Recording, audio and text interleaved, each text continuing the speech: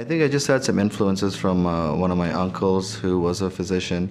Initially, I was planning on going into to engineering, and then he gave me a phone call once and told me that do you know what a career in medicine is all about? And so he kind of gave me a talking, and after that, I decided maybe medicine is probably the best choice for me. Where I did my residency training, one of my the chairman of our department was one of the foremost stone neurologists in Canada. So working with him really sort of paved the way to my future in stone disease. I think he really inspired me.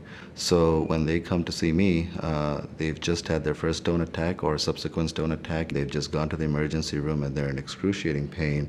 And I have the opportunity to engage with them and offer a treatment based on the things that we've discussed. And once I've treated them, they walk away in no pain, and have essentially brought them back to how they were before this entire attack. So it's quite rewarding in that sense. The Cleveland Clinic, we have the entire spectrum of treatments available for stone disease, and where the management of stone disease initially involved large incisions, even for a small stone.